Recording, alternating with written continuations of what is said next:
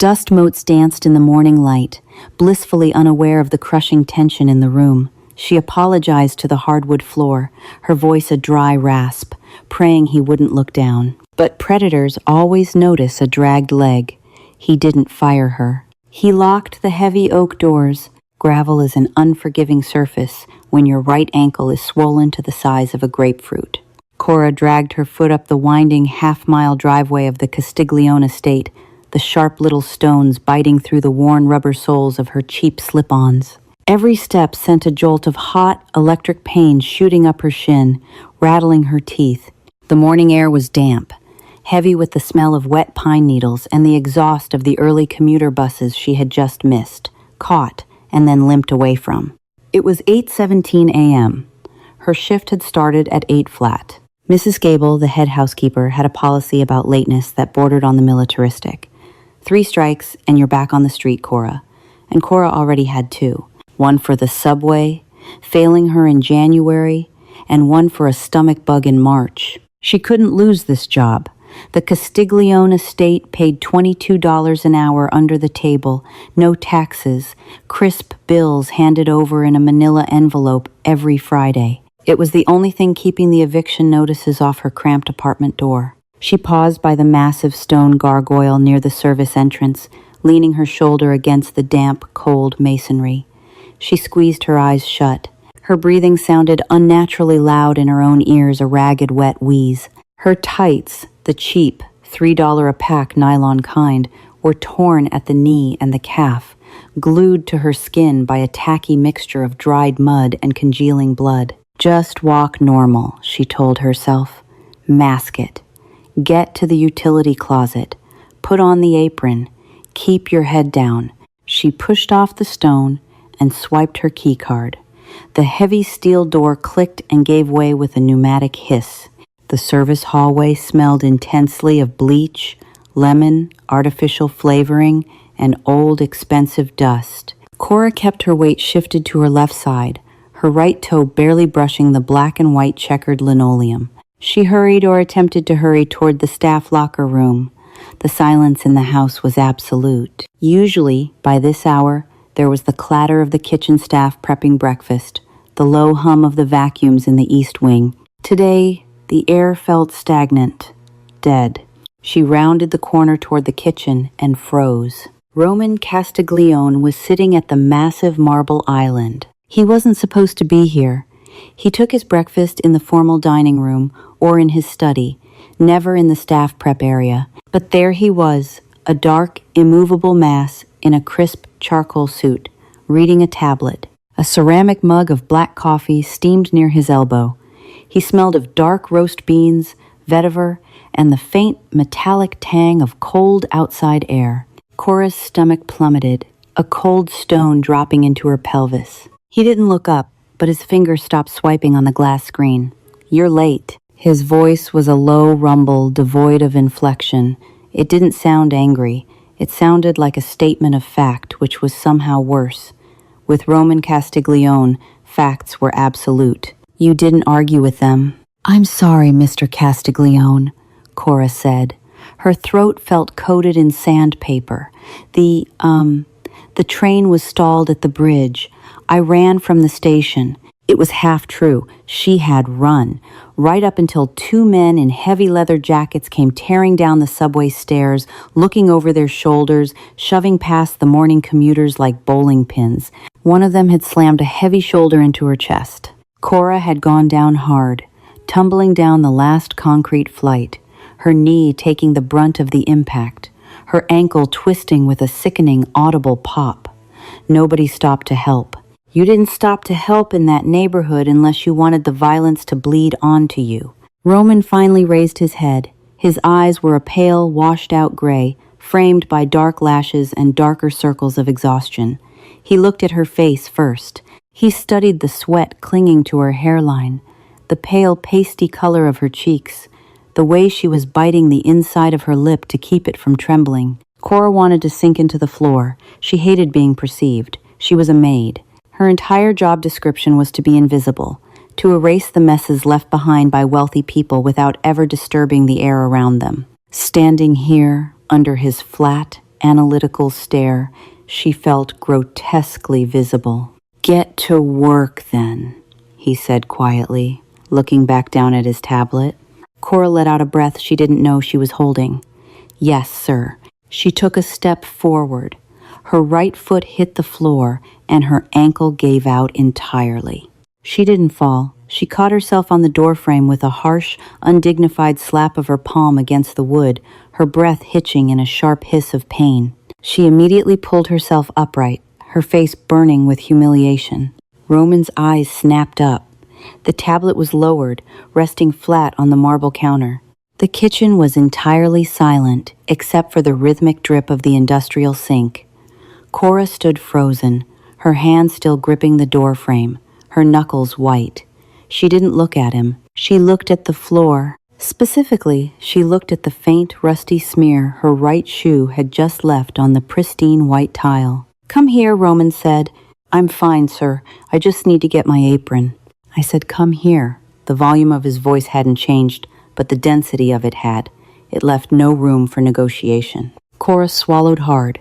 She released her death grip on the doorframe. She tried to force a normal gait, trying to push through the white-hot spike of agony radiating from her joint. But her body betrayed her. She hobbled. It was an ugly, jerky, unbalanced movement. 3 steps to the center of the kitchen. She stopped about 5 feet from the island, her hands clasped tightly in front of her uniform. Roman watched her the entire way. He didn't look at her face anymore. His eyes were locked on her right leg. "Sit," he commanded, gesturing to one of the tall, leather-backed bar stools across from him. "Mr. Castiglione, please. If Mrs. Gable sees me sitting in the main kitchen, Mrs. Gable works for me.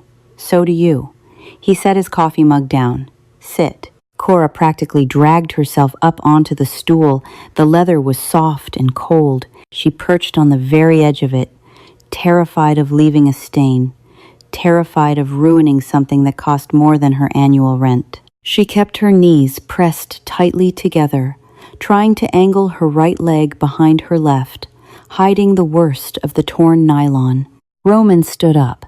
He was a tall man, broad-shouldered, carrying the kind of muscle that didn't come from a sterile gym, but from a lifetime of necessary violence.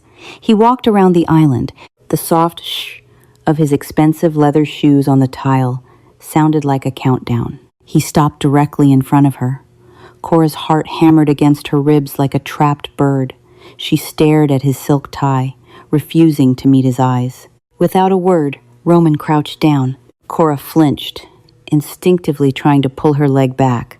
"Don't." His hand shot out, catching her calf. His grip was entirely firm, devoid of gentleness, but careful not to squeeze the obvious swelling. His palm was warm, and his fingers were rough with calluses. It was an incredibly grounding sensation, stripping away the billionaire aura and leaving only the man. "Hold still," he murmured. He examined the leg. He didn't shy away from the ugliness of it. The cheap tights were entirely ruined. A thick, dark bruise was already blooming into a violent shade of plum around her ankle, spilling over the collar of her shoe. Above it, a jagged scrape ran up her shin, crusted with dirt and fresh, bright red blood that had begun to seep again from the exertion of her walk. "Take off the shoe," Roman said. "No." The word slipped out before she could catch it. Roman paused, tilting his head up to look at her. Cora's face was flushed a deep, mottled red. "Please, it's dirty. I've been walking. My feet are sweating. It's disgusting. Please don't make me take it off." It was the rawest truth she could offer. The pain was secondary to the absolute, crushing poverty of her reality. Her shoes were cheap knockoffs. Her socks were thin and graying. She hadn't had a pedicure in 3 years. Having this man, a man who drank out of crystal and wore custom-tailored suits, examine her sweaty, unkempt foot felt like a violation of the highest order. It stripped her of whatever microscopic dignity she had managed to carry into the house. Roman held her gaze for a long, heavy second. There was no pity in his eyes, pity she would have hated. There was only a cold, clinical understanding. If the shoe stays on, the swelling traps the blood flow. You lose circulation. You lose the foot, he stated flatly. "Take it off, Cora." He knew her name. She had worked here for 6 months, silently sweeping up shattered glass after his late-night meetings, scrubbing the grout in the guest bathrooms, and he had never once addressed her by name. With trembling fingers, Cora reached down. Roman let go of her calf, giving her the space. She hooked a finger under the heel of her slip-on and pushed. A sharp hiss escaped her teeth as the fabric of the shoe scraped against the swollen joint. It came off with a soft thwack, hitting the tile. The stench of cheap rubber, sweat, and copper instantly hit the air. Cora squeezed her eyes shut, fighting tears of pure mortification. Roman didn't flinch. He didn't wrinkle his nose. He simply reached forward again, taking her heel in his large hand, resting her foot gently against his thigh. He was wearing a $3,000 suit, and he was letting her bleeding, dirty foot rest on the fabric. "Who did this?" he asked. His voice dropped an octave, the gravel in it suddenly sharp. "I fell."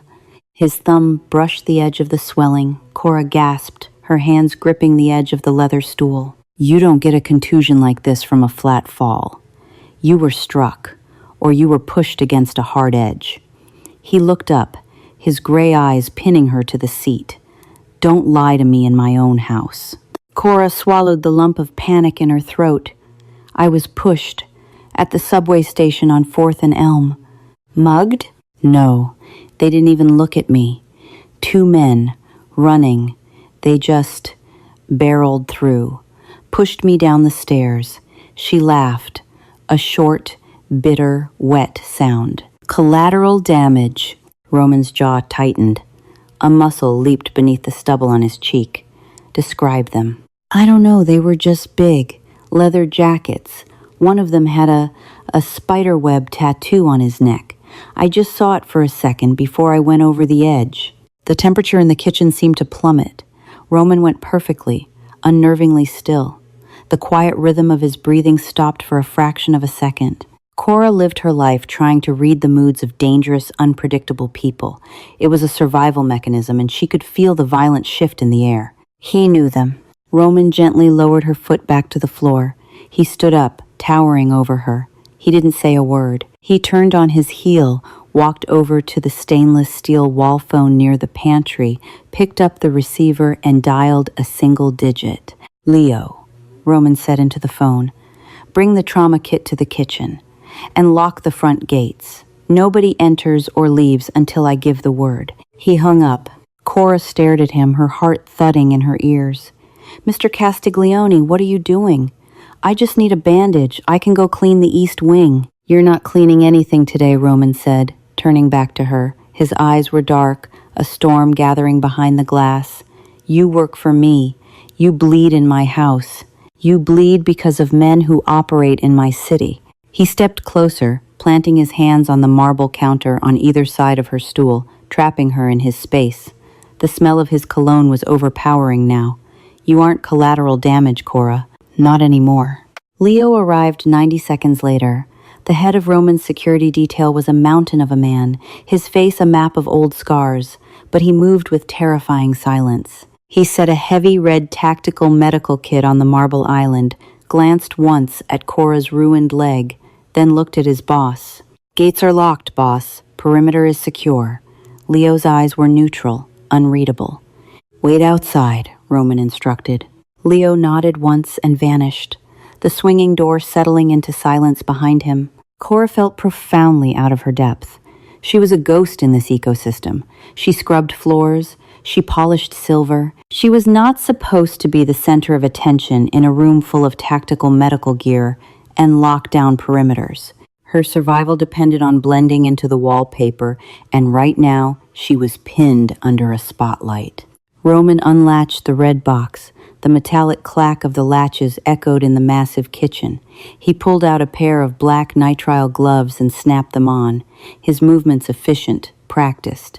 This wasn't a man figuring it out as he went. This was a man who had cleaned up blood before. A lot of it. "This is going to hurt," he said simply. He didn't offer comfort. He didn't tell her it would be okay. Cora appreciated that in a weird, cynical way. She hated false promises. Roman knelt again. He took a pair of heavy shears from the kit and slipped the blunt edge under the torn, bloody nylon of her tights just below the knee. The cold metal against her skin made her shiver. With one smooth, forceful motion, he cut downward. The fabric parted, exposing the full, ugly reality of her shin and ankle. The skin was hot to the touch, radiating a feverish heat. Roman tossed the ruined fabric aside. He uncapped a bottle of saline and flushed the open scrape on her calf. The liquid was freezing. Cora hissed, her fingernails biting into the palms of her hands. "Breathe," Roman commanded quietly. Next came the iodine. He poured it onto a square of gauze. The smell of copper and sweat was suddenly overpowered by the sharp, chemical reek of the antiseptic. "The men at the station," Roman said, his voice casual, conversational, though his hands were busy wiping away the grime and dried blood from her skin. The one with the web tattoo on his neck. Did he have a silver cap on his front tooth? Cora squeezed her eyes shut as the iodine burned like liquid fire in the open cut. I think so. Yes, when he yelled at people to move." Roman nodded slowly. He didn't look up from her leg. "That's Tommy. He runs collections for the Moretti family. They hold the South Side." Cora's stomach twisted. The Moretti family. Even a maid who kept her head down knew the names that ran the city's underbelly. They were the ones who owned the loan sharks, the illicit gambling dens, the brutal shakedowns that kept neighborhoods like hers in perpetual terror. They weren't after me," Cora whispered, trying to make him understand that she wasn't involved. She was a nobody. They were just running. "I know."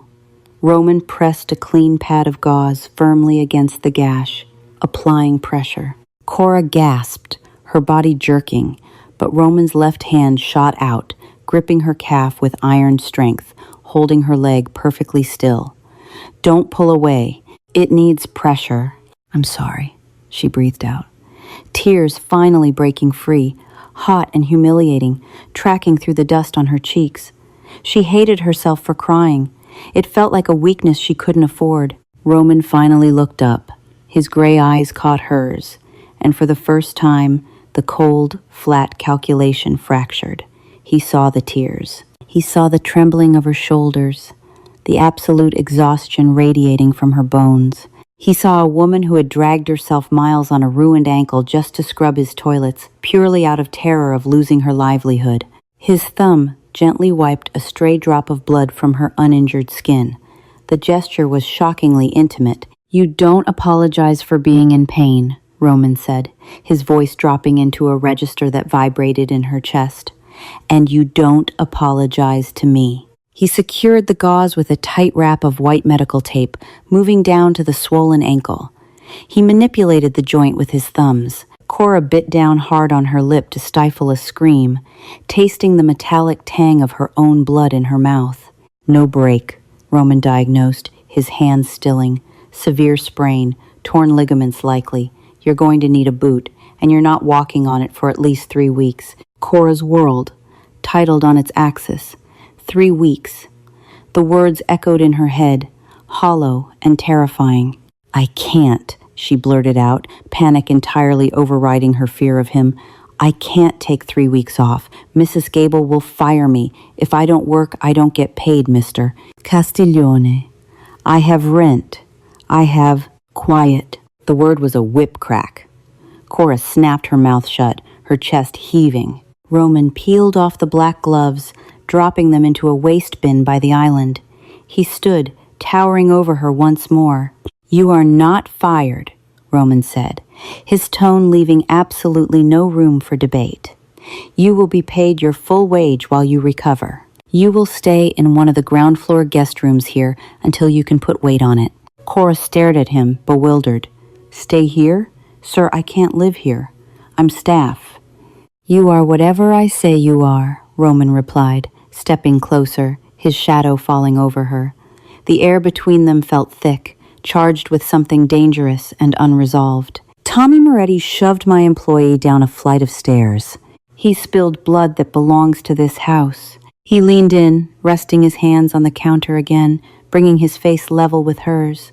The scent of him, smoke, coffee, danger enveloped her. "They treat the city like a playground," Roman whispered, his eyes narrowing, fixed on her pale, shocked face. "They think there are no consequences. But when they touch something that is mine, they learn otherwise." Cora's breath caught in her throat. Something that is mine. She wasn't just a maid anymore. She was a point of pride, a piece of property he was suddenly violently invested in protecting. Roman stood straight, adjusting the cuffs of his bespoke suit as if he hadn't just bandaged a bleeding woman on a bar stool. "Leo," he called out. The kitchen door immediately swung open. The massive bodyguard stepped inside. "Clear out the blue room down the hall," Roman ordered. "Get Mrs. Gable to find some clean clothes for Cora. Then get the car ready." Leo blinked, a rare show of surprise.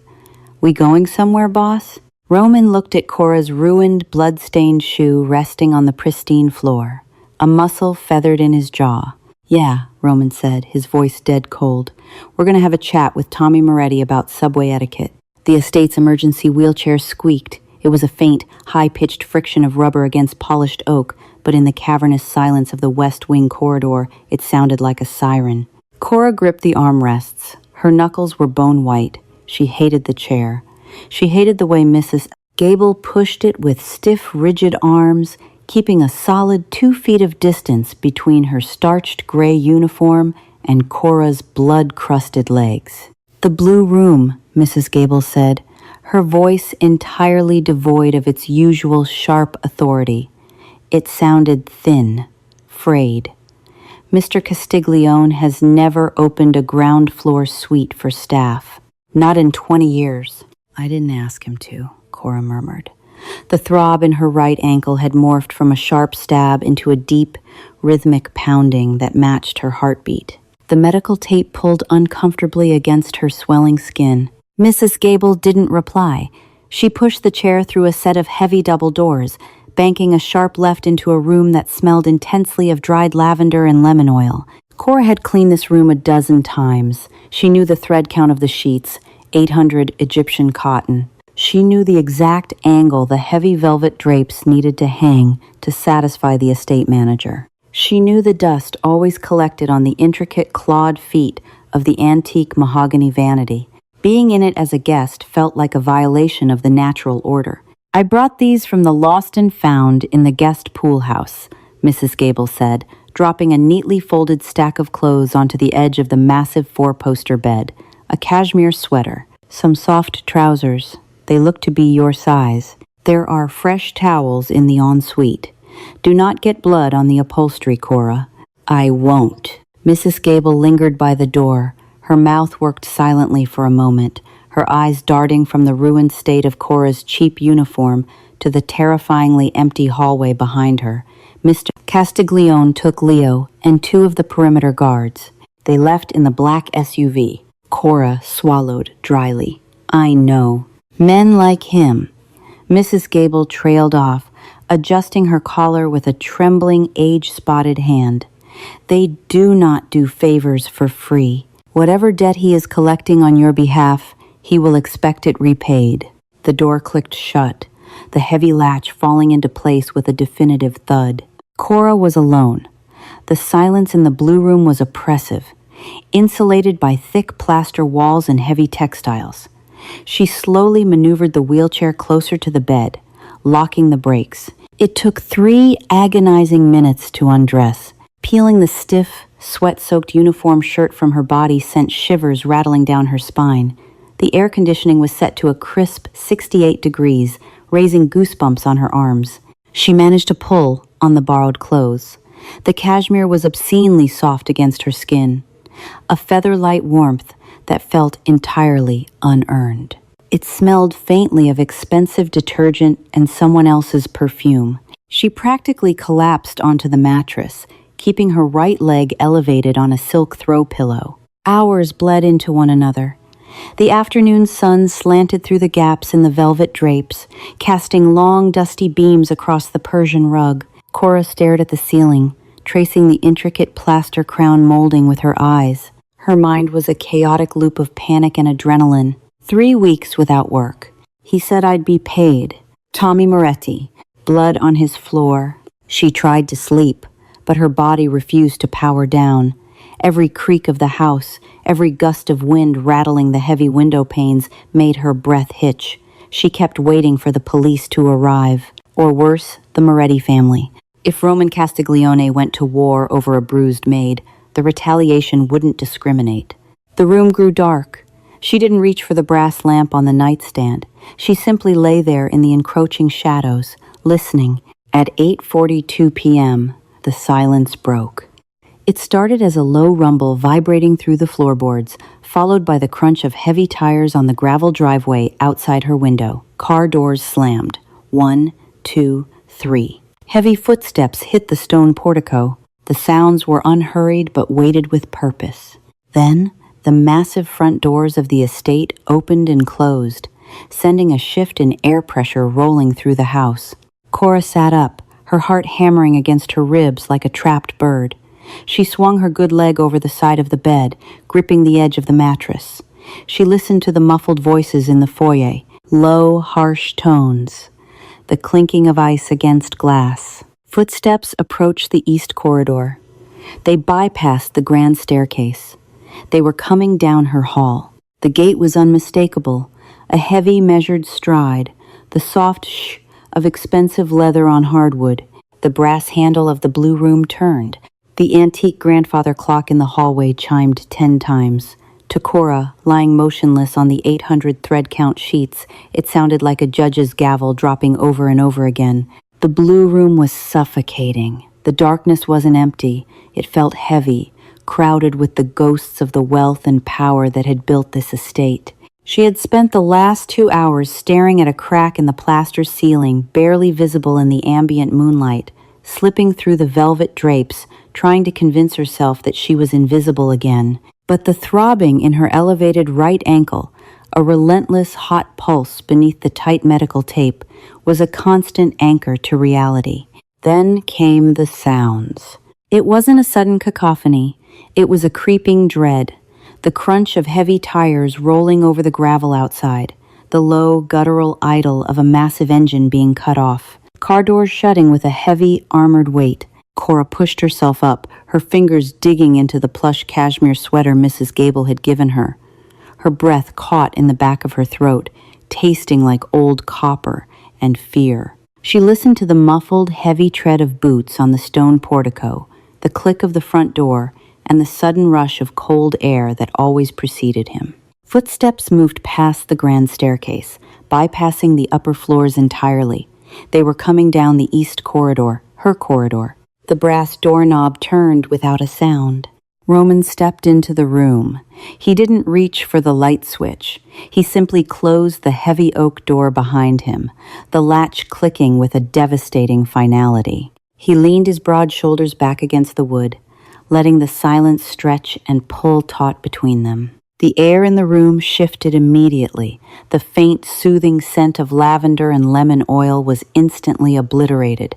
In its place came a dense, suffocating wave of cold night air, exhaust fumes, stale cigarette smoke, and something distinctly metallic. It was the smell of a butcher shop after a long shift. As Cora's eyes adjusted to the gloom, the physical reality of him began to take shape. Roman was stripped of his armor. The charcoal suit jacket was gone. His silk tie had been discarded. The crisp, custom-tailored white shirt was unbuttoned halfway down his chest, exposing a tangle of dark hair and the jagged, faded white line of an old knife scar just below his collarbone. His sleeves were rolled up past his forearms, the fabric wrinkled and strained. "How is the leg?" His voice was a low, abrasive rasp, completely stripped of its usual calculated control. It sounded like stones grinding together at the bottom of a dry riverbed. Cora's chest tightened. She couldn't find her voice. She merely nodded, a jerky, terrified movement in the dark. "I asked you a question," Roman said quietly. He pushed off the door, walking slowly toward the foot of the bed. He didn't glide like he usually did.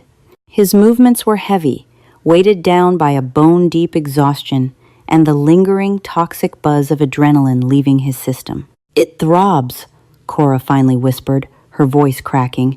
"Mr. Castiglione, what happened?" "Roman." She blinked, her hands twisting the cashmere fabric in her lap. "Excuse me? You sleep in my house. You bleed on my floors. You wear clothes from my guest wing." He stopped at the edge of the mattress, a towering silhouette blocking out the moonlight. "You don't call me Mr. Castiglione anymore. It's Roman." Cora felt a cold spike of panic. The hierarchy of the estate was the only thing that made sense. She was a maid. He was the employer. The boss. The Don. Tearing down that wall wasn't an invitation. It was a trap. He moved around to the side of the bed, pulling up a heavy, tufted wingback chair. He sank into it with a harsh, heavy sigh, resting his elbows on his knees. As he leaned forward, the moonlight finally caught his hands. Cora stopped breathing. His knuckles were a ruin of split skin and bruised flesh. The skin across his right index and middle fingers was torn open, weeping a slow, sluggish line of fresh blood that contrasted violently with his tanned skin. A dark, jagged smear of crimson, already turning a flaky, oxidized brown, stained the pristine white cuff of his left sleeve. It wasn't his blood. A wave of pure, icy nausea washed over her. The luxurious cashmere suddenly felt like a straitjacket. "What did you do?" "I had a conversation regarding the structural integrity of the Elm Street subway stairs," Roman said. His tone was perfectly flat, devoid of anger or pride.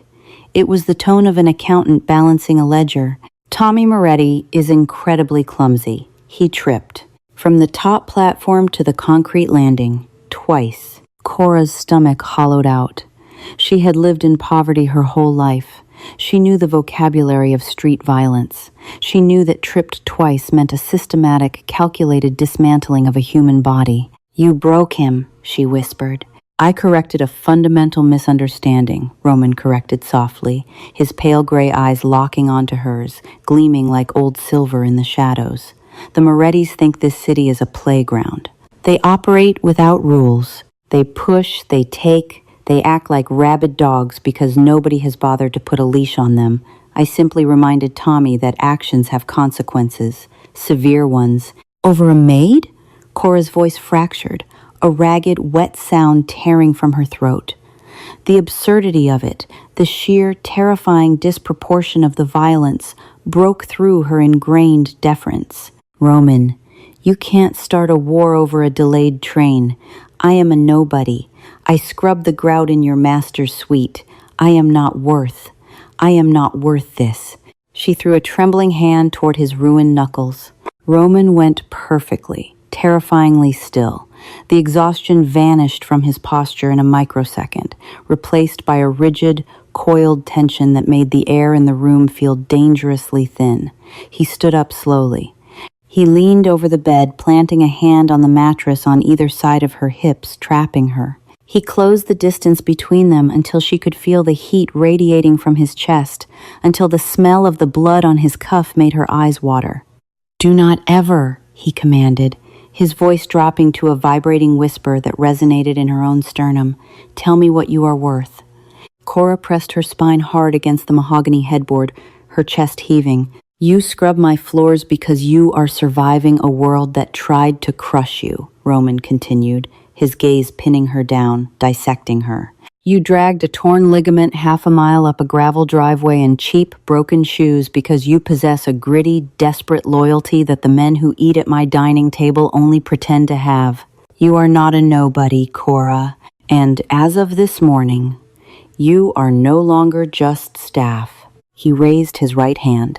Cora flinched, slamming her eyes shut, a deeply ingrained animal reflex. But the strike never came.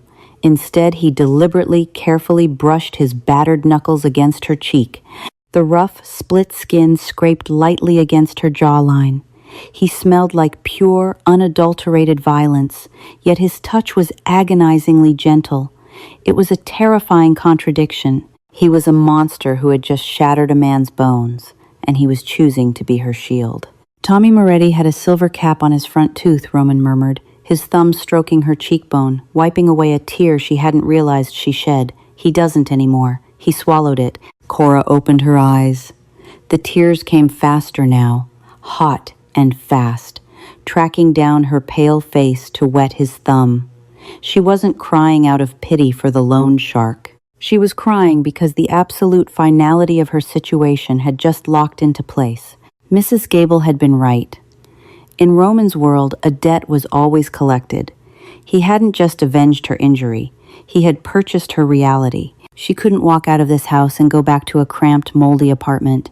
She carried his protection now, and with it, his inescapable mark. She was the one thing the untouchable boss of the city had bled for.